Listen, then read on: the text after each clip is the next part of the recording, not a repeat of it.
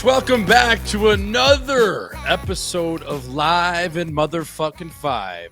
Hardly home, but always reppin'. Jay Swish is finally back home after my 13-day runner. Gage Ausmus, the captain, sitting in the saddle, coming back from the guts of Tampa Bay, Florida. Folks, I'm playing a little stung still. I didn't have a voice for 6 days while in South Florida. We'll get into that. So I apologize if you got to listen to me sounding like a little bit of a dipshit over here. But you still sound better than I ever sound, Jordan. Yeah, I'm playing through. I finally got some vocal power back in me, Azo.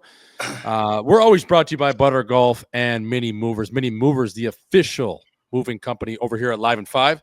And Butter Golf, the official merchandise and apparel line over here. So go check those out, minimovers.com, if you need a free quote today. I think the captain is fairly busy these days. He might even turn you down. That's how busy they are. But, hey, if you're a good dude, I'm sure they can make it work for the right price. Butter Golf, obviously, the players' company over here. But, Azo, it was the runner. It was the golf trip. It was the 9th annual, man. You're back in Mini. It's Tuesday. We're recording here. You've had a day to kind of recover, if you want to call it that. But how you feeling, big boy? What's up? Yeah, I still don't have my voice either. And I don't know what it's from, Jordan, either. Like, how do you lose your voice? Is it from us kind of talking over each other and eventually yelling because you want your bit to be heard over the next guy who's talking at the same time? That's probably what it's from. You don't realize it when it's happening. But, yeah, man, I don't know. I had a long day of work yesterday, Jordan, and my brain was scrambled. And even today, it's a little scrambled. But, yeah, I don't know. That was an unbelievable time. I loved that choice. Tampa Bay. Love the city. Great golf, Jordan. One time we golfed. Yeah, we did golf once. Thank God we got rained out on Saturday. But yeah, that was an unbelievable time. Yeah, and shout out to Patty, 3-time Maroon, for having all the boys, all of us assholes, to his track, Pelican Golf Club, over there in Tampa Bay. Unbelievable. I mean, he didn't have to do that. We've obviously had him on the show over here. He's a dear friend of the show. Patty was like a big brother to me in St. Louis. Just a little time we got to spend with each other, 5 or 6 months. I rented his place back in the day in St. Louis, his condo, and then he had his house as well. So he's always been a guy that's kind of taken me under his wing a little bit. And that's exactly what he did for us over at his club. That was unbelievable. I mean, that place, Azo, there wasn't a blade of grass out of place. It was the perfect course for us, especially on a bender, where you could kind of spray it all over the yard in terms of off the tee. But again, it was hard to get home. A lot of undulation with the greens, false fronts. And it was just a hell of a track. I mean, they had comfort stations after every 3 or 4 holes. They get drinks. I mean, we were firing off the shots. There was fuck you matches. It was unbelievable. So just wanted to give a couple clicks to 3-time because that was a sick setup. No, what a beauty. How do you think about these, and that country club ain't no joke, Jordan. Like, they're not just letting anyone out there. No. How as one guy do you get 16 guests out there? Like, do you imagine the amount of pull you got to have to walk into that clubhouse and be like, hey, buddy, I'm bringing 16 guests in. Yeah. And you're going to be okay with it. That's what happens when you win 3 cups, and especially 2 with the Tampa Bay Lightning down there. I think you can do whatever you want. I mean, I went out with him first. It was me, Dane Jackson, and Uncle Rico, great foursome, going out first. And, I mean, 3-time, you can't take carts out there. But 3-time had a couple of carts for the boys just in case we needed them. The caddies were driving them. If you wanted to hop on for a little bit of a ride, Jackson had a bum knee, so he was able to hop on the cart and kind of just nurse his knee a little bit. So it couldn't have worked out any better. It was storing all of our drinks. I mean, that's the type of pull 3-time has. Yeah. And talk about a legend, too. Like, he doesn't know any of us, but I saw him talking with, I mean, he knows you, obviously, but he doesn't know most of us. And I saw him talking with everyone, just being the nicest guy. And he actually did say, I know he paid him back, but how nails was that? He's like, yeah, just don't pay up. Just put it on my account. Yeah. Just put So everything I was looking through the itemized receipt and I sent it to Uncle Rico just because I wanted to make sure the math checked out, because it was like the rundown for the entire month for 3 times, just like his May statement. So obviously on May 30th we were there. Those were all the charges. So the charges, I was going through them all just for us because I didn't obviously want to cheap out or miss a charge of something that we didn't pay for. So I'm adding up everything. And how about some asshole in our group decided to charge a box of Pro V1s on his fucking account for $52? Like, who the fuck puts a box of nuggets on there? Like, just pay for them, you cheap prick. Who did that? I don't know. We still don't know? We don't know. No, I didn't want to call anyone out because I was hung the other day, but it's like, are you fucking kidding me? I wanted to wait till now to address it. Someone put a box of Pro V1s on his account. Dude, I was up at when Patty said that to us, I was up at the pro shop and we were making jokes about that. Like, yeah, I'll take this glove, driver, just put it on Patty's account, like making jokes. Obviously, none of us put anything on there. So someone actually they got a full box of Pro Vs. Yeah. Oh, yeah. And I think I have an idea who it is, but I'm not going to call him out on it, especially publicly. I would address him man-to-man first, like a good coach would. You don't call him out in front of the team. You come back to the back office. But how funny is that, Ozzo? Some dipshit, he was pinned too, probably after 9, had to go in there and get some more nuggets. And yeah, there was a $52 charge for Pro V1s. It was that was classic. So yeah, man, it was hilarious, and just the whole day was unbelievable out there. Me and Rico. I mean, I know you won your match, and we'll talk about that afterwards. But we took Patty Maroon and Dane Jackson to the fucking cleaners. I mean, we dropped them off. It was fucking no spit, no lube, as Biz would say. And we just gave him a nice dry cleaning, a little fucking just, high and tight. I bought in as a 14. I shot 82. I beat both those guys, I think, straight up. Maybe Jax was 81, but, Patty was a 6. Jax was a 5. I was a 14. Rico played well, too. So we get to the 16th tee box after we close them out on 15, and they're pressing us all day, and we're just whacking them. Every chance I get, I'm popping. I'm making 4 for 3 or 5 for 4. So, it's a net birdie. Oh, yeah. So we get to the 16th, and Jackson's pissed because you know how competitive he is, right? And we've all had a few drinks out there, and, he just can't accept losing because he's just a fucking competitive guy. That's why I wanted to play with him. So we get to 16, and he's like, are you fucking kidding me, Jordan? Like, you're a 14, like you're making pars and, making net birdies, and you're, what I mean? You're this is fucked. I'm like, Jax, shut up. And he keeps going a little bit. I maybe don't tell him to shut up. I just kind of let him play it out a little bit. And he's telling me, he's arguing with Rico. He's like, Swish, there's no way he's a 14. He's fucking beating Patty straight up right now. And Patty was having an off day too. So, it's not like I was playing that good. So that course actually kind of suits your game, because the reason you're probably a 14 is because you sprayed off the tee and you're probably usually gone, but you could play it on this course, which was awesome. Right, exactly. So I can spray it and miss, and I can make par because, I can make par from Tucson if it's in play. So we get to that tee box, and I finally just snap. I go, fuck off, Jax. You're acting like I'm playing like fucking Arnold Palmer out here. I'm making fucking bogeys and pars. You're just mad because every time I pop, I'm fucking dusting your ass. And so we're getting this big fuck you match on 16 at the par 3. And Nikki and Chiz and Simmer and that group looks over, and we're just chucking. Like, we're just fucking going at each other. Rico's dropping F-bombs. Patty's sitting there like, what's going on? So as North Dakota guys do, we let that settle. We said, all right, fuck it. We'll just play, straight up. These next 3 holes, we take a tequila shot. Everyone's all good.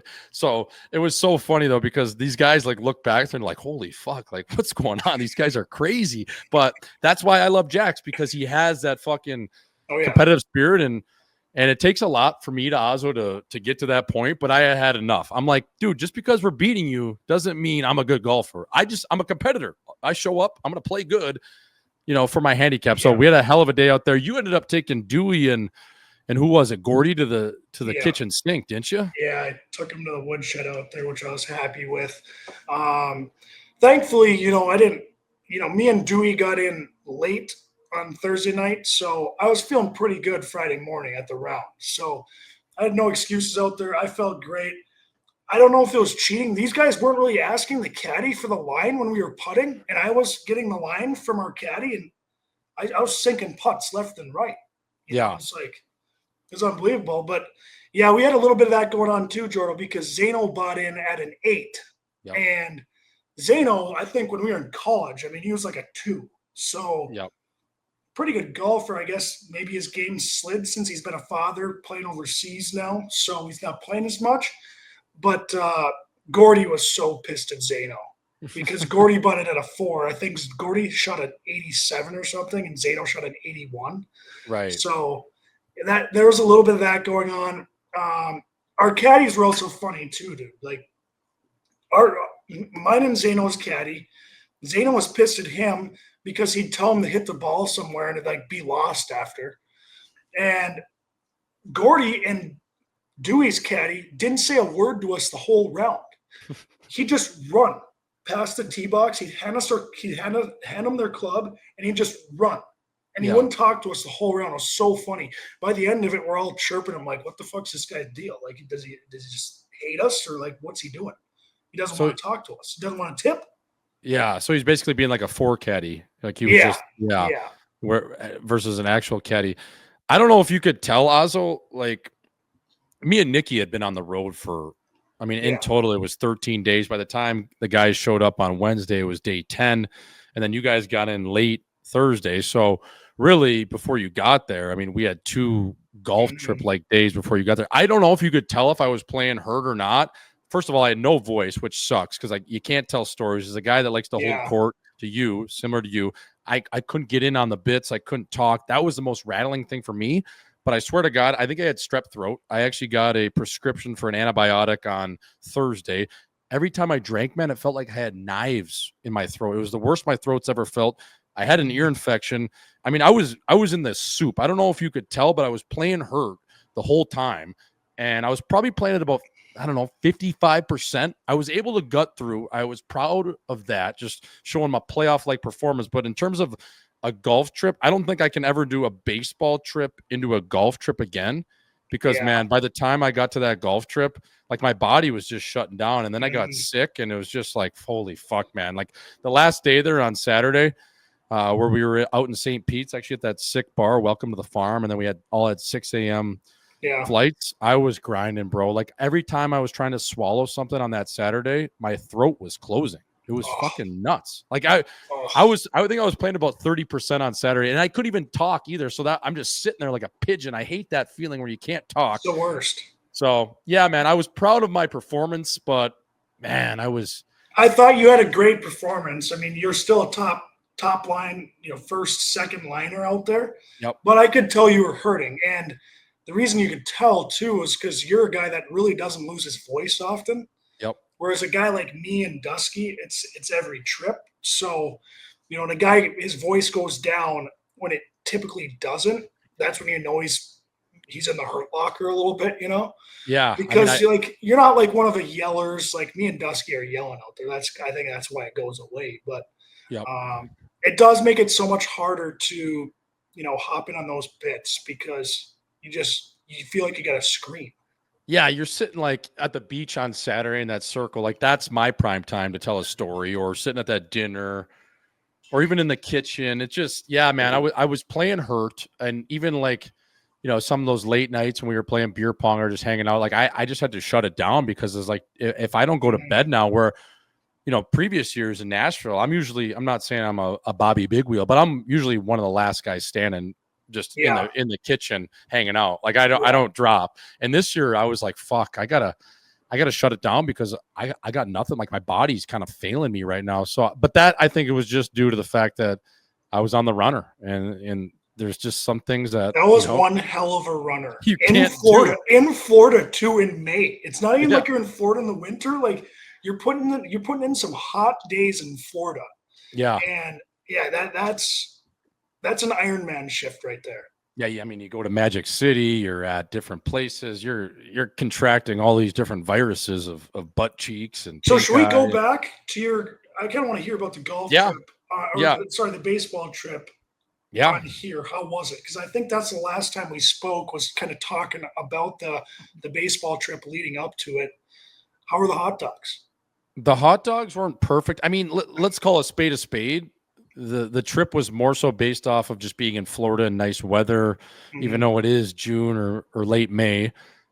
We got 3 nights in Miami, so that was unbelievable. I mean, we got Wednesday, we got ladies' night, and then we got a Friday in Miami, which was unbelievable. Sorry, Tuesday, Wednesday, Thursday, we got a good ladies' night in.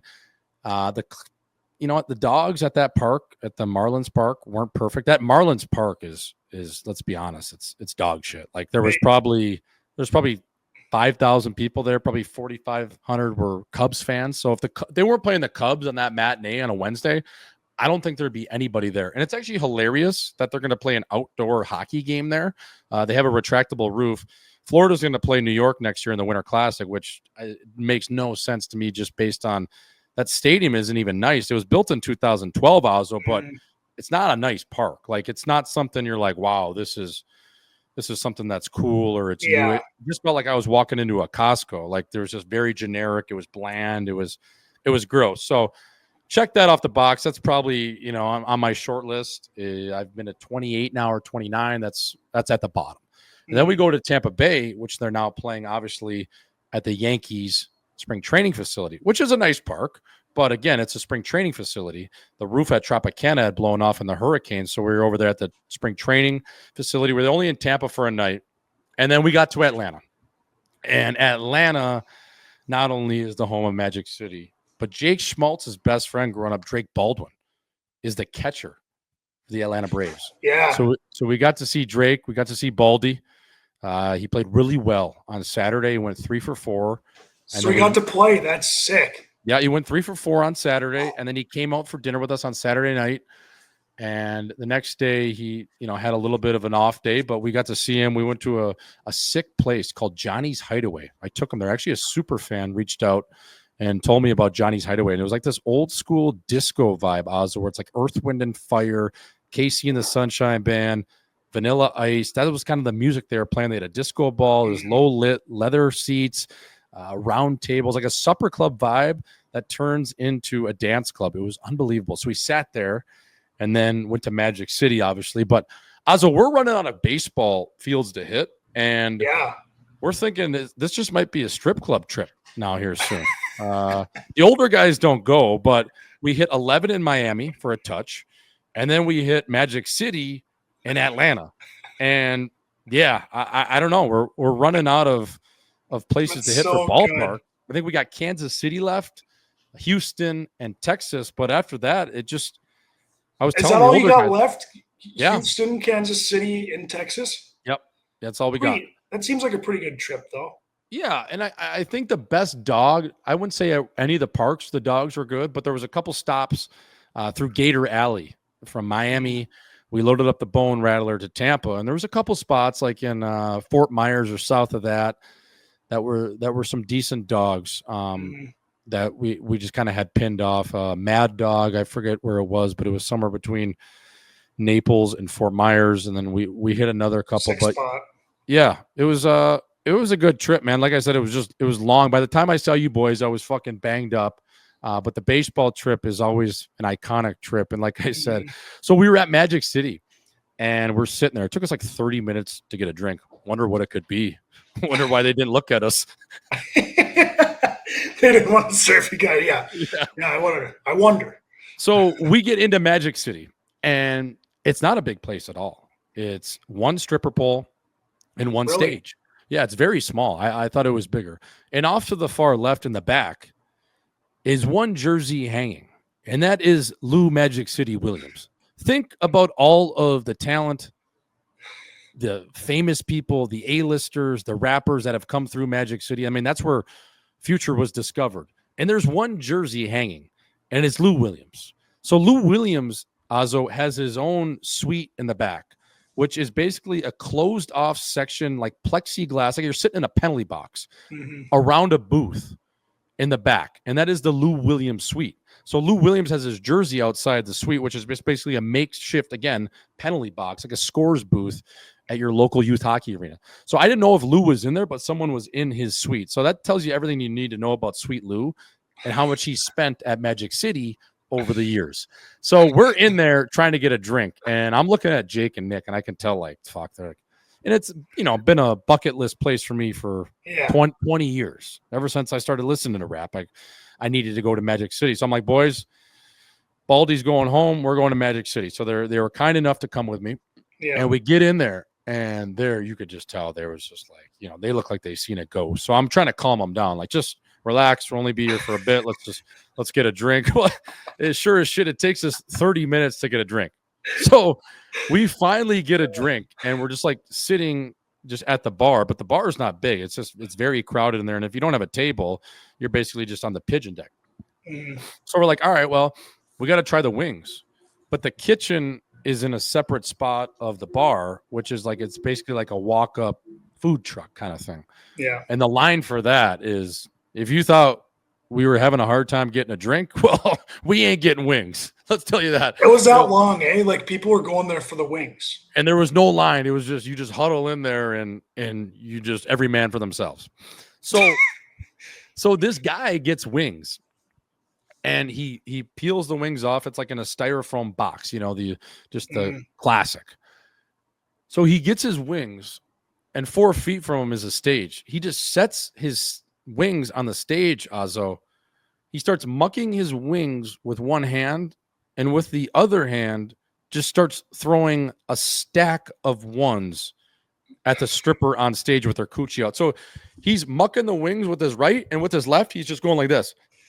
Like this. So how it works at Magic City is you throw the money at them. I obviously you've seen the rap videos and making it rain, but I didn't know at Magic City that's all you do is you just throw your money. Like a normal strip clubs, like you're like, how much is a dance? Okay, come over here. You want a back room, private? No, this is all out in the open. So it becomes a bidding war to get the girls' attention. So you got guy with eating wings and throwing money, trying to outbid the other guy on the other side of the stage until like halfway through the song. And then you win the bidding war. And then she comes over to you and then you start throwing even more money at them. And then you got like these two dudes that look like the Don Juan from the Players Ball, like raking up the ones with like that, kind of like that thing you use in a craps table. So he's like raking up the money, like sweeping it while people are just throwing money and the music is out of control. I mean, the whole thing, Azo, was a fucking, like, I couldn't believe it. It was a movie. It was a movie. So we're like, all right, like, fuck, like, we've seen it all. Like, we're not going to table. Like, let's just get out of here because we don't belong. So I wanted to get a hoodie, though. And I asked someone, I was like, where do you get the merch? They're like, well, you got to get it from the merch girl. I'm like, the merch girl? So there's 2 chicks walking around, like, half naked, are just like carrying hoodies. So and the one was like preoccupied and the other one was like on the other side of the stage. I'm like, holy fuck. All right. So I go up to her with some cash. I walk around the stage. I'm kind of scared a little bit because I'm walking through. Who knows? I mean, people are strapped in there for sure. I don't want to bump the wrong dude. Oh, yeah. And I go up to her. I'm like, yo, I want a hoodie. And she's like, all right, what size? I'm like, 2X. She's like, what color you want? I'm like, black. And she only had a blue one on her. She's like, okay, well, I got to go to the back and get it. She's like, where you be? I'm like, what? She's like, where you be? I'm like, I'm over there by the bar. Right I'm standing over by the bar next to the glow stick and the only other fucking white guy in here. She starts dying laughing. She's like, I see you. I'll be back. So she grabs me my hoodie and we get the fuck out of there. But I would go back, Azo, if I had a table. I would not go back how we did it, dude. It was an experience in itself. We were definitely out of place. I was fine. Not that I'm saying I got street cred at all, but I'm comfortable in any situation, really. Yeah. But you could tell Nikki and Malt were like, yo, like, where are we? Like, Malt was pumped to go there. Nick was probably just like, Jesus Christ, you really dragging me there? It's so dumb. And by the time we left Malt, like, he looked like he'd seen his first pair of tits or a ghost. You know what I mean? It was just it was. I mean, Malty's he's pretty cream. Yeah, like, he's very cream. He was sticking out there like a sore thumb, probably. So good for those guys coming with you, though. I do think it is somewhere, if you're in Atlanta and you're out having beers, why not stop by just for the story? Like, you got to do things for the story and say you've been there. So now, when people, hear Magic City or whatever, you're like, yeah, I've been there. Yeah, no, it was fucking great. It was good shit. Yeah, I'm glad we did it. It was bucket list, and then fucking, we just took that day the next day, and then came and met you guys, and we actually rented a car. We drove from the guts of Atlanta down to Really? Tampa Bay. Yeah, How far is that, like 4 or 5 hours? I was like 6 or 7. Whew. But I didn't want to be in another plane, you know what I mean? Like sometimes you just want to hit the road, It's and actually nice. yeah, it was Memorial Day, and man, Florida driving through that, like the Panhandle and just north, I guess, West Florida, like Ocala and some of these places, like, geez, like we entered Florida and the first thing I saw was a Confederate flag. I'm like, holy fuck, we're in it now. Like, Yeah, you forget about those people that aren't living on the coasts. yeah, There's people that are living in Florida, like they're the sticks. like they're not really in Florida, but that's actually the heart of Florida. like Gainesville was a dump. I couldn't believe it. Like, who would ever go to that school? And they used to be nasty. Like, it was a shit box. I know. It was so hot there too, and the campus wasn't even nice. Like, how did they get Tebow and all those guys to go? Joe Kim Noah. How'd you like Atlanta? I went to Atlanta one time. I was like working actually down there. I felt out of place. I mean, Atlanta's kind of a cool city though. That downtown kind of looks like it's popping a little bit. Chocolate Hollywood, baby. I actually also I loved it. I thought the cool thing was it's so cultured, and it's one of those places as a white guy, you're outnumbered. Yeah. And I like that. I think that's cool. I like, me and Nick were talking about that. Like that, I wish more cities were like that. Not in the sense of, but it just seemed like white and black people were just right into it. You know what I mean? Like even when we went to that supper club, it was people mingling, and it almost felt like, in some places, not that racism is still a thing, and this is a hockey show over here at Live and Five, but it just felt like it was like people that it didn't matter what skin color you were. We're just vibing together. I thought it was really cool that way. Yeah, it is cool. And I got this, like, I would go into restaurants there, Jordo, and not like in the city, but just around the city, it's suburbs. Like we were going to decent restaurants, and we'd be the only white people in a lot of them. Yeah. And you get like, you do get like, you get looked at a little. They're not like mad at you. They're just like, that's weird seeing this guy walk in, For sure. But they got a cool culture down there though, They do. It's a huge city too. Like massive. I mean, you're driving around, you could be an hour north, an hour east, west, south, whatever it is, and it's still considered Atlanta. Like it's a massive city. And I don't know if the NHL could ever work there again. They've tried obviously twice, but if you put it in the right spot somewhere north of the city, I don't know, maybe. But just from a travel standpoint, Ozzo, it's in an unbelievable location. Yeah. Like you can get anywhere on the East Coast or the Midwest within 2 hours. Like it's crazy how centrally located it is. You would think it's like out of the mix, but again, Nashville's a 4-hour drive. The Carolinas are right there. DC is right there. Pittsburgh, Cincinnati, Detroit. If you go to the Floridas, it's an hour. We're talking flights, obviously, but it's easy to get to. Dallas is close. Like it's a really good spot for travel for pro teams. Yeah. Yeah. Yeah. I mean, one thing I noticed down there was like, none of them are wearing professional sports teams merch. Like some of them are, and none of them have like stickers on their cars. Cause like I was driving around a lot when I was there. Everyone was wearing Georgia Bulldog gear. Yeah. Like everyone, they had the big G, and it seems like that whole like state just loves the Bulldogs. They love the Bulldogs, and they do love the Braves. Like that park was unbelievable. That's in my top 5 parks for sure. But the cool thing is, and even Drake, Malt's friend Baldy, who plays on the Braves, he was saying the reason why their fan base is so big because it's the baseball team of the South, like for Alabama, Mississippi, the Carolinas, even Northern Florida, obviously the state of Georgia, even Tennessee. You know what I mean? Like it's the South team. So that's why their history and their roots, along with a lot of good players that have played there, both were sold out. It was unbelievable. So if Yeah. you ever, And what day were you there again? we were there, it was Memorial Day weekend, but it was still a great crowd. I mean, we were there on a Saturday and Sunday, both matinees, and it was sold out. Like the merchandise lines, we had to wait to get in the pro shop for like 30 minutes to buy shit. So yeah, it was really cool. That's It was sick. it was one of the better parks I've been to. Definitely a top 5 park. Definitely, if you're there next time, to check it out. Yeah. And you know who actually had a massive stadium coming into the city was Georgia State, the HBCU. Yeah. They had a They're massive, actually big time there too. That place, yeah. I mean, what did they got the Falcons Stadium to the Mercedes Benz? Is that Yep. what it is? Yep. That's a 6 spot too. It is a 6 spot. So going back to the golf trip, who do we like? I want to start at the top. Paul Ledoux, great trip for Dewey Cox. I thought last year, not an off year for Dewey, but you know, we all wanted the old Dewey back. I think that was a big focal point of the year. Obviously, leading up to the trip, he had a great trip. I thought his jokes were good. Yeah. You know, the subtle humor he always brings.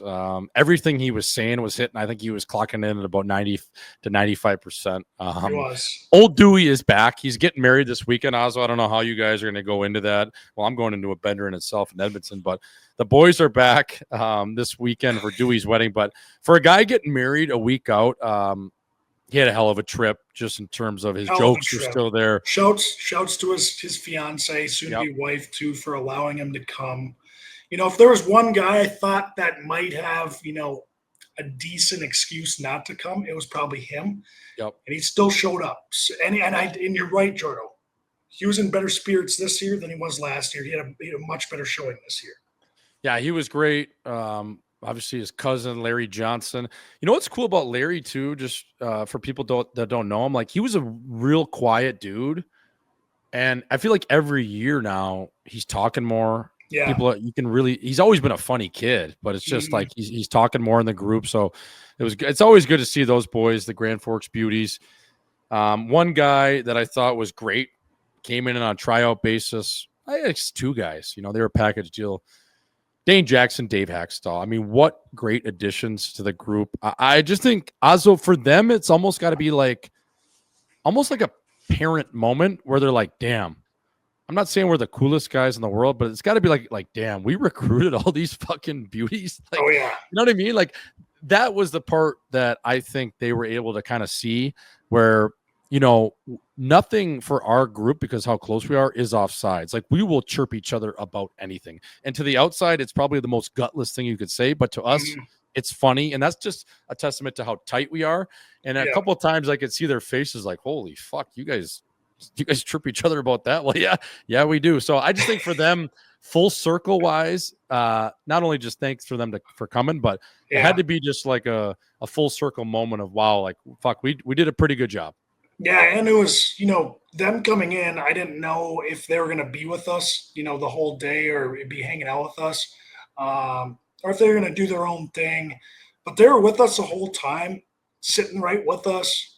You know, it was fun to see them kind of act as friends of ours rather than our coaches, you know, too. So I thought they were just incredible additions. Yeah, and you know, the legendary day that will forever go down in North Dakota history, getting those 2 young players from Victoria to commit. We will all remember where they got committed from, and that was a Hooters just outside of St. Pete's. So that was unbelievable. When Jackson got that call and we were sitting there, I was like, ooh, what's going on? It looked like his cell service was kind of breaking up, and then all of a sudden we get that good news, and it's fucking, let's go, boys. Let's go. So that was a pretty, like, tequila was flying. That was an unbelievable moment. Just a great way to set up the weekend and just get the vibes going. But yeah, those guys were great additions. I mean, they're pros. Hack, obviously, buying the beers on Friday night. But Tampa Bay in general, Ozzo, I mean, if you're playing there, obviously you're a fucking rock star. But, dude, even just as a normal civilian, wow, I really like this place. I really like it, and I want to get back. Yeah, I do too, Jordan. it just seemed, the last time I had been to Tampa was in 2016, I think. So it's been like 10 years that to see how different it is now, like around the arena. And of course, it'd be unbelievable to play there, but just to live there. It seems like an unbelievable spot just to, set your roots. Yeah, we went to that 6 spot on Friday, Bouillon or whatever it was. And, had a good crew in there. Actually, Baker Mayfield was there. Ozzo, you got to tell that story. Yes, Baker Mayfield. I see him. I've always loved Baker Mayfield for the listeners, by the way. Like, he gets drafted. He's kind of an underdog. He's good, sick of dancing. He's kind of he's cocky, which I like. And he's in there sitting down. We walk past him, and I'm like, no shit, that's Baker Mayfield sitting right there. And he was sitting with a couple of his offensive linemen, I'm pretty sure. Yeah, he was. And I look back, and I turn to a couple of guys, and I point at Baker. I'm like, hey, like, that's Baker Mayfield. And I look up, I'm pointing at him, and he's looking straight at me. He's like, fuck you pointing at me for? I felt like such a dipshit. I'm like, put my hand down, like, look away, like, God damn it. He saw me pointing at him like now I'm some loser fanboy, like I was going to try to go say, maybe like say what up to him. But after that, I was like, I can't say anything. This guy now, he thinks I'm a loser. Yeah, we were like trying to figure out where we were going to sit because they somehow had given away our table. We were like 2 minutes late for our rezo. So we're walking around, like the hostess is showing us this area, and I'm right by you. And I hear you say that. And I look back, and all I see is you pointing at him like from basically across a table. And like right next to him. It was almost like your point was like on his offensive lineman. And he's like looking back, and he just looks back. He's like, dude, what? Like, and I was like, oh my God, that was all time. So yeah, we kind of shuffle out of there. Oh man, that was classic. Good. That was so good. But what a bar though, Jordan. What a bar. So that's what I want to get back to. It's like that city would be so good. And the funny thing the next day too is when we were talking about the night, and obviously got rained out of golf. Nick Matson was like, hey, like, that was a sick bar. Like, it's downtown. Like, where's the arena? Fella, open your fucking eyes. It's right across the street. Right across the street. Like, how do you miss it? Yeah. So, where's the arena? Where's the arena? The town is that way. But yeah, and then that dive bar. I think we ordered like 50 espresso martinis there or something. Oh yeah, I wonder what hack soaked there. Yeah, it had to be a good sheet for sure. It had to be a good sheet. Those are probably 20 a pop, but he can dust it off. He's still getting paid. So yeah, those guys were great additions. That dive bar too on Friday night was mint. Like, that was great. We had great real estate in there. Coop stopped by. Yeah, that was just, in terms of golf trip nights, that was one of the better ones I've seen. And also, I think Tampa's got to be in our short list of rotating cities. It's not somewhere I don't think we go back for maybe 2 or 3 years, but for me, it has earned the respect of a Nashville and a Scottsdale for sure. Yes. And I think honestly, just because Scottsdale's my backyard, I would rather go to Tampa over Scottsdale. And Scottsdale's kind of lost its steam in terms of Old Town. That dive bar, bro, like that is my pocket. Like, sit down. If you're a single guy, there's stuff running around. It's available if you need it. But again, we're hanging out at our table with the fellas. You can play pool. It's cheap beers. It was a great vibe. Sit down, have it was an unbelievable vibe. I mean, you could get a beer pretty quick. The beers, I think, were like $5, and we got a great spot. It was a good crowd in there. You felt safe. Everyone was having fun. Good music playing. Yeah, man, those 2 bars back to back might have been the top tier 2 bars we've went to in a night on the golf trip. Yeah, and so we were sitting there with Coop, and we were talking with him, and then there was another NHL player in there. I'm not gonna name his name, but he was maybe a guy that should have been in the running for a 4 Nations spot. Probably a guy I wouldn't pick on the team by any means, but obviously if you're him, you would think so. And especially if you're his buddy, you would probably go to bat for him and think he should be on the team. A Canadian fella in his own right. So at the end of the night, I'm going to the bathroom, and this guy flags me down. He's like, "Hey, Swish." I'm like, "What's up, fella? Whatever. How's it going?" I'm like, "What's going on?" He's like, "Hey, I'm on a bachelor party for one of my buddies. He plays the NHL. So and so. Coop sitting over there, eh?" I'm like, yeah. He's a friend of the show. I've got to know him over the last year or whatever. He's like, "Well, how come he didn't have my buddy on the team?" I go, "Buddy, I have no idea. This is what we're doing at 2 a.m. You want me to go ask him, buddy? Yeah, he's like, "Oh, he should have been on the fucking Four Nations team." I go, "Sure." He's like, "Well, do you like Coop?" I'm like, "Yeah, I love Coop." He's like, "Well, I don't like him because he didn't have my buddy on the team." I go, "Okay, sounds good." And he just goes, "Well, this is a hockey show. Swish anyways. I love what you do." I go, "Thanks, buddy. Yeah. We'll see you later." So it was funny. Just a true Canadian in his own right, going to bat for his buddy there. But yeah, that was a cool part about that spot is just, you had all walks of life in there, and a couple of other national leaguers were sitting there. But yeah, man, Tampa was it's a spot. It's a vibe. It was nice to get on the beach the next day too, Jordan, sitting on that beach in that circle, having beers out there, just looking at the ocean. I actually went in with my dress shorts on. I was like, fuck it, I'm by the ocean, I'm getting in, because I love being submerged in that salt water. But that was an unbelievable time too. Yeah, it's like I said, I think it's a spot we could go back to. It's easy. I think the only thing we would have to do is get a better house location. That's always the hardest part when you don't know the lay of the land. And it's spread out. I think we'd either have to be in St. Pete's or Tampa. But when we were kind of looking, it's just hard to get a house that's accommodating for 20 fucking assholes. It was functional, though. That house was functional. We all kind of had our own bed, which was nice. A lot of the times, a lot of us end up sleeping on the floor, on the couch one of the nights. So, yeah, it was functional. It was a lot better. I have it way above that Nashville house, Jordan. Yeah. We were just at. Yeah, 100%. And it's just so funny. Like I'll be 32 in whatever couple months. We got guys that are almost 35 on the trip and still haven't nailed down that golf trip thing. Like we have the draft, we play one round, we have a Ryder Cup match. It all sounds good on paper, and then we end up playing one round. We don't do the drinking games with it. We actually drink ourselves out of the drinking games because guys are puking.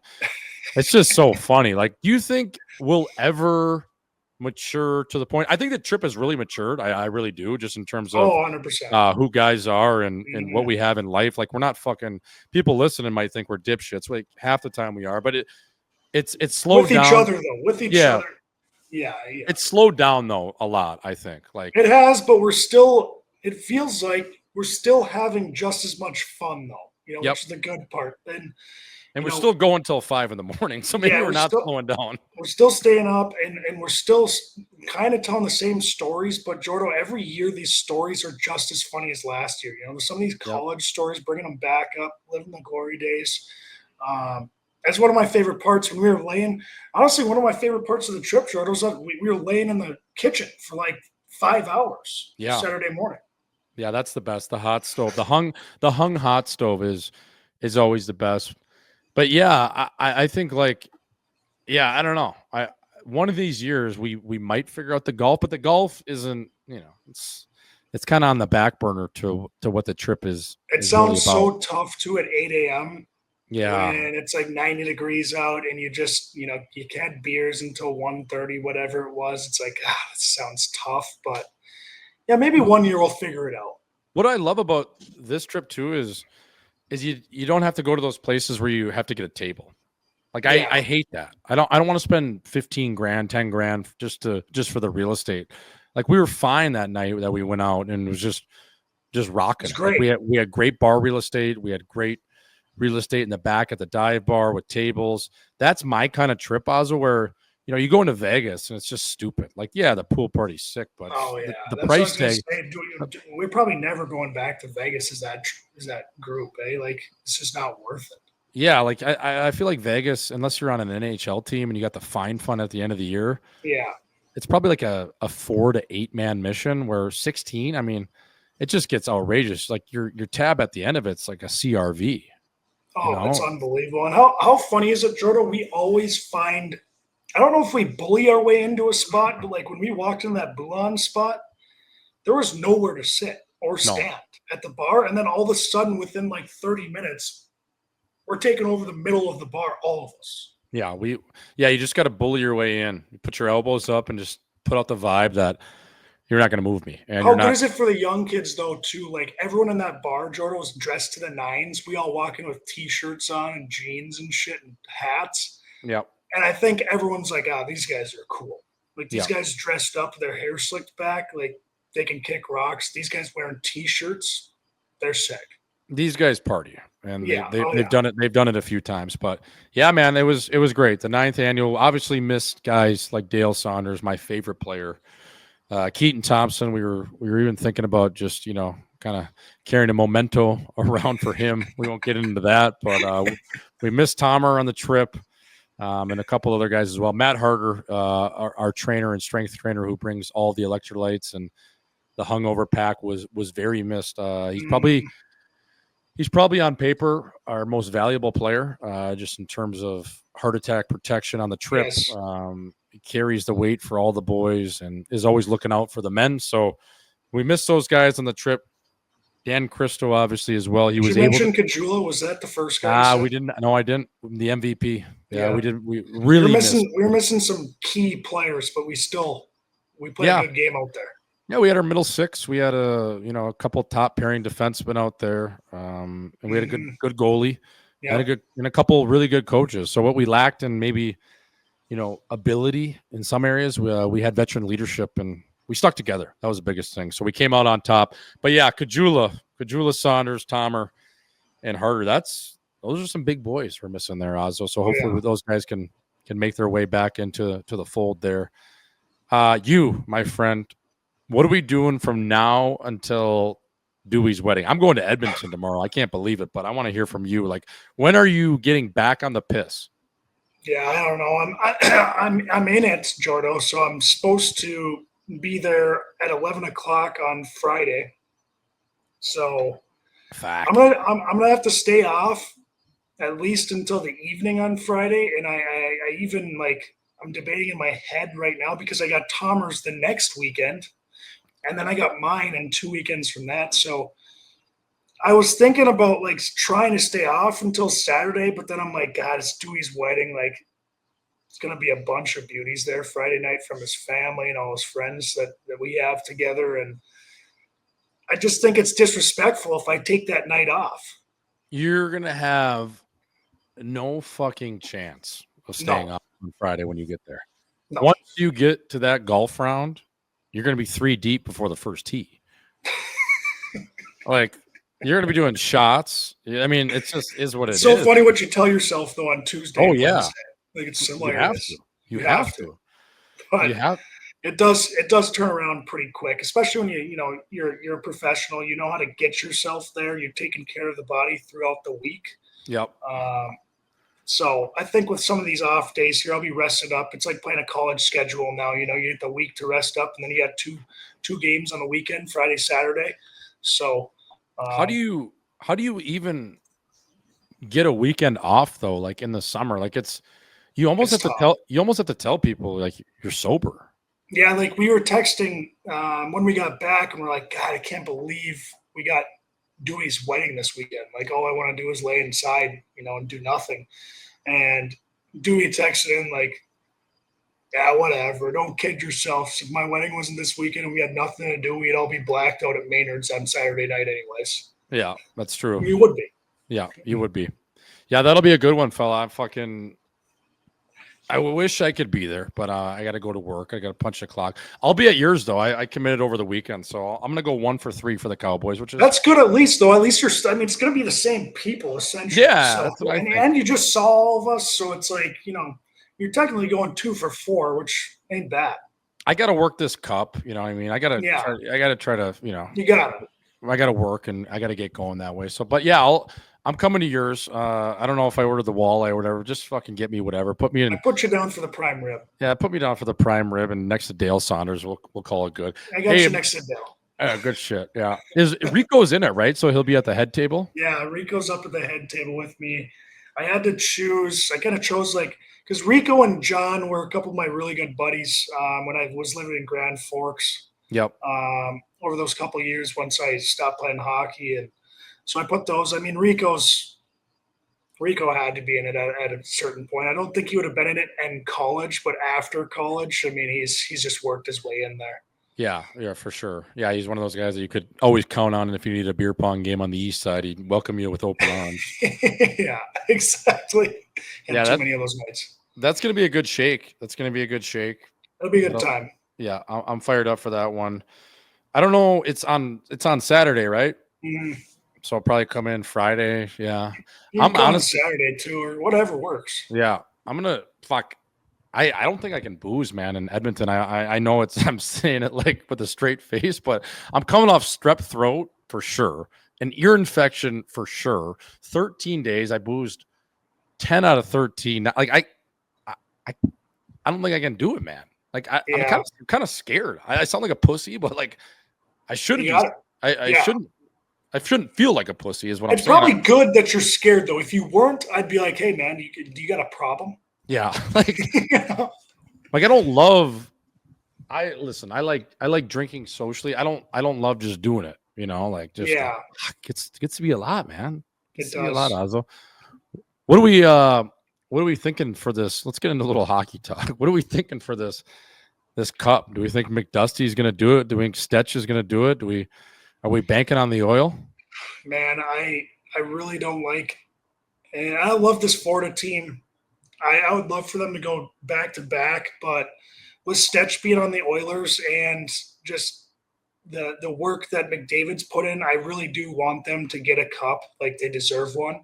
So I'm pulling for them. I'm just really scared, man, because Zach Hyman out for the remainder of the playoffs, like that's a huge blow. Like, he's unbelievable in these playoffs. So missing him, I know they still got firepower, but I just don't see it.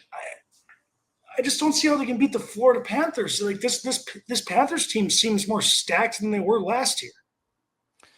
They are, I think, and Hyman is a major blow, but I just don't even think it matters. I think McDavid and Draisaitl are too good. I was thinking that the whole playoffs, every round, I was like, I think the Kings might win this one, and then, I think who'd they play the second round? They played Vegas. I think Vegas has got this one. I think the Stars got this locked up. Like, I thought at every round. So maybe these guys are just too good, and these other teams, you gotta say a prayer. I know McDavid left practice early, so hopefully he's full go.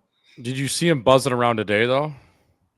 Yeah, I mean, he's a superhuman, so I wasn't too worried about him, but. Oh, he was absolutely – I'd never seen him – they were doing like Dally 4-dot back in the day where you're out the blue lines, and he was just – the way he was crossing over. I just think, Ozzy, like, nothing makes sense about their team. Like, Ekholm was out. They found a way.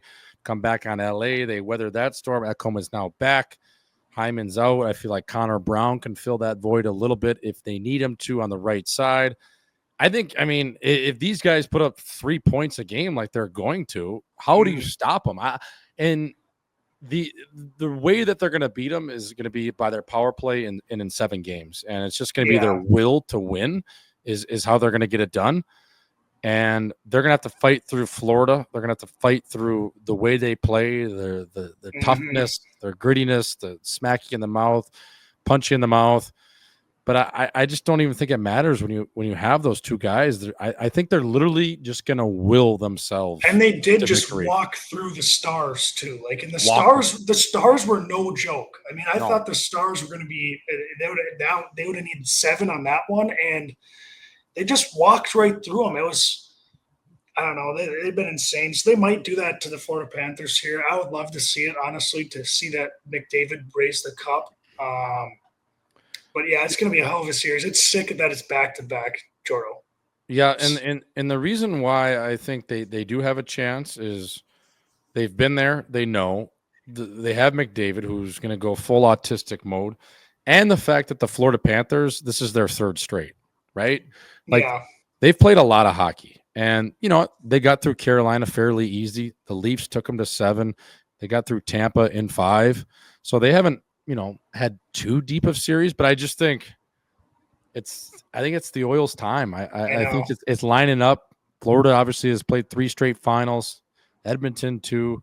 Is Calgary and Vancouver and Winnipeg and Toronto, are they cheering for the Oilers in this cup? You got to think so.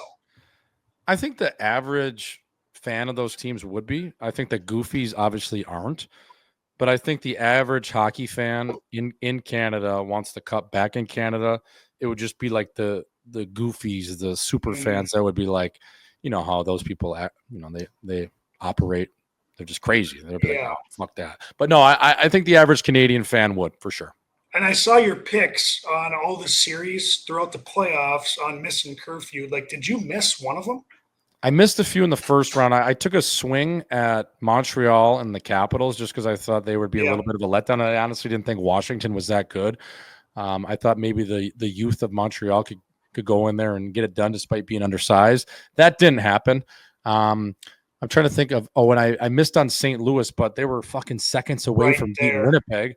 So those were the two I missed. I think I hit almost.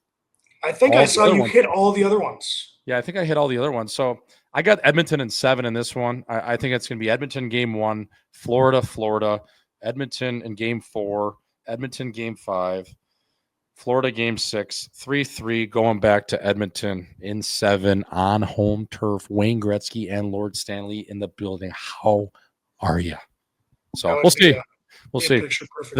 But the thing with them is they're just gonna have to just waver and just ride the wave of Florida because they're fucking good, man. Like you can't get frustrated if you lose one of those games like 6-2 or 5-1. You know what I mean? Because they're gonna have those. They're gonna have their nights. Like, dude, they got Barkov or Hagee, Chuck, fucking Seth Jones is playing unbelievable. Like their team is nasty. Like Marchand's playing well despite his age. Yeah. God. And how about Corey Perry? What is it? 5th straight cup final? It's insane. It's like this guy, just give him one. Come on. Like how much? What is he, 40? Like he might have his body holding up. Like he might have cheated, but like don't come on, God, give him one. You know, like he didn't cheat that hard, did he? Fuck. Bedard, remember that rumor? Yeah. Crazy. I think it was Bedard's mom. Someone came up with that and then everyone ran with it.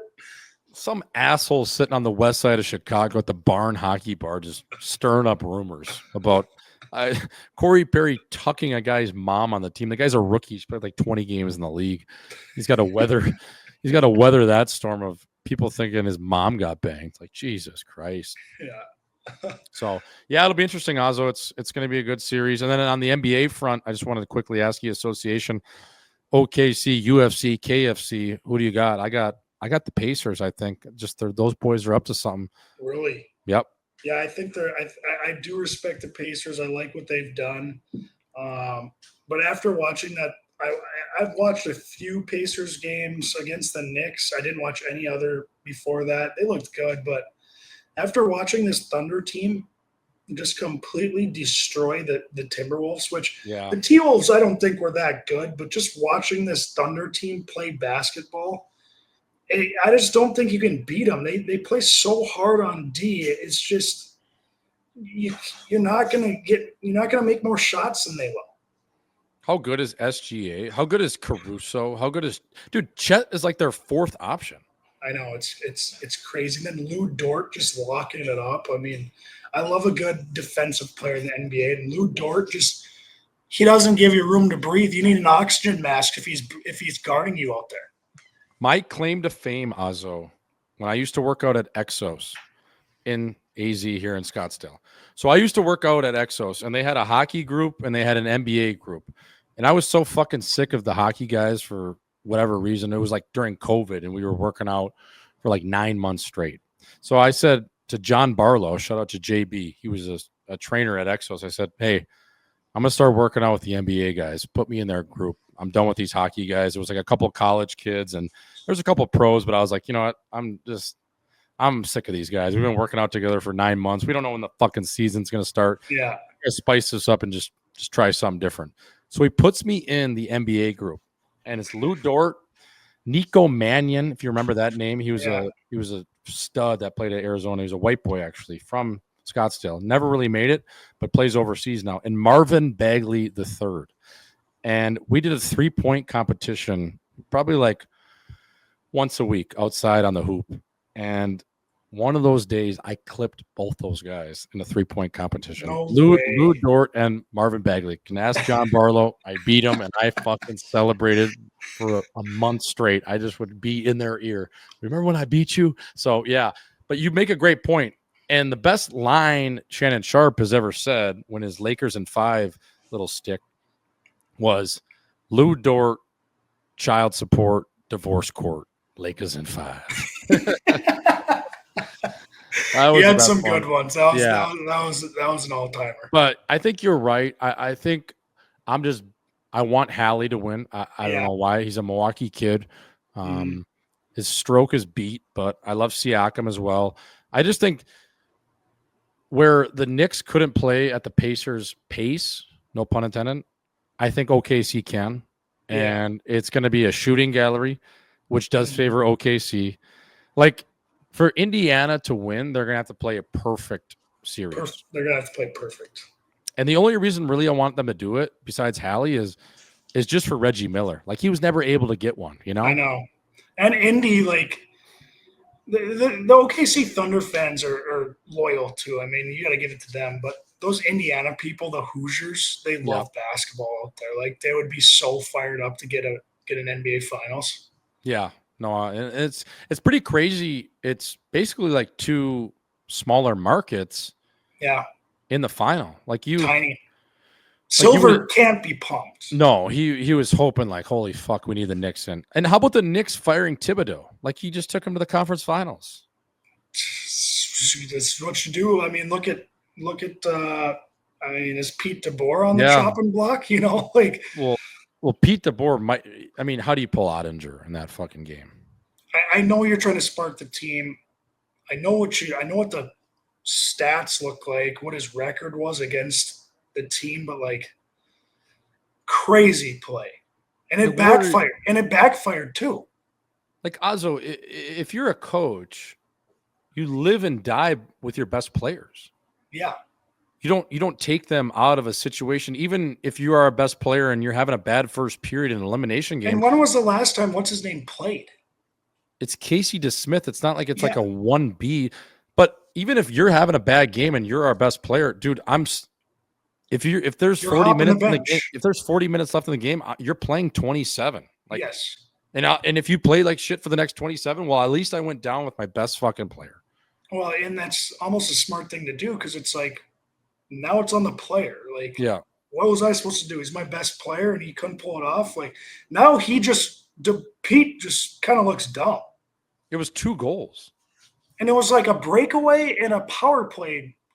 They weren't like terrible goals. No. It was a very weird play, but I'm hearing rumblings out of Dallas. Obviously, we all are, but it sounds like, he might be out and they might be looking to move Robertson. I mean, it's all rumors, so we'll see what they can do there, but they got to shake something up there. I just, because it's just like the same thing every year. It's like, I feel like Dallas either makes it to the conference finals, they've played in the cup in the bubble, and they got a good team. They're just missing like that elite player, you know? Yeah, they are. But what are they supposed to do now, Jordan? Like, you're playing Draisaitl and McDavid. Yeah.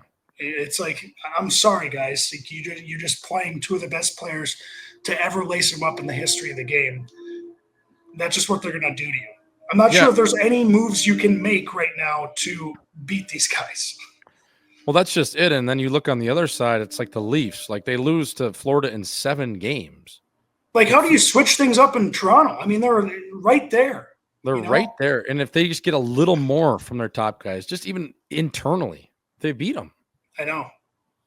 Yeah, I don't know. It's interesting. You know, Ozzo, what do we say on the golf trip? You never leave a good time for a good time. You never do. Because could it turn out to be a bad time? So yeah. I got the People's Insider Term of the Week, and then we'll wrap this thing up. But this has been episode number 87, always brought to you by Mini Movers and Butter Golf. Folks, the People's Insider Term of the Week is a good one. And the People's Insider Term of the Week is fuck, fight, or hold the light. Ozzo, and what we mean by that, when you're playing in a game, when you're in a group of dudes, when you're on a team, You got to bring something to the table. Do you fuck? AKA, do you score? Well, if you don't score, you got to do something else. So you might as well fight. Because if you don't do either of those, you end up holding the light. And if you're holding the light, you're on the sidelines. You got to get into the game. You got to take a bump to give a bump. You got to get on that blue paint. You got to be able to score goals. You got to be able to add value to your team. Otherwise, again, you're on the sidelines, just holding the light, watching the game. You become a spectator. So, folks, the People's Insider term of the week, again, is fuck, fight, or hold the light. Get into the action. Don't wait on the sidelines to see what's going to happen. Get in there. Make something happen. It even goes with life. You have to do something to become something. You got to get in motion to make something happen. Azo, do you have anything else here on this term? No, you couldn't have said it better. I mean, it's such a good saying, too. Like, I think about so many. I mean, I was just weighing pro when I got there. If I would have fought more, probably make it a lot further. I don't know if I would have made it all the way, but it gets you. I used to get so pissed at guys who thought they were goal scorers, and you're not scoring. Then what are you doing? Yep. Fucking do something. You got to fight. Or else go fucking hold the light, baby. Get out of here. And the term goes more than, okay, if you're not a fighter per se, well, Yeah, fighting would open up a lot of doors. It would have 100% for you, Azo. You would have got more space, more respect. You would have moved up the ranks 100% just based on what type of player you were. So would I. But I didn't want to do that. But it can go to the point of get your nose in there, fucking mix it up, go fight, go get in the fight. A lot of guys, they think all they have to do is score goals. Well, when you don't score goals or produce, what you end up doing, you end up holding the fucking light on the sidelines. Yeah. 100%. So that is the People's Insider term of the week, folks. Azo, that was episode number 87, Across Your Goddamn Chin. Always brought to you by Butter Golf. Mini movers. Fella, it's good to see your chin. Let me know how the runner goes over there in Brainerd with the Ledoux wedding. Send him my best. I'll be up in the guts of Edmonton. I hope I get to see Stetchy. We'll see. And then until next week, brother, low and slow, baby. Chin's tucked. That was episode number 87, folks. Live and fun.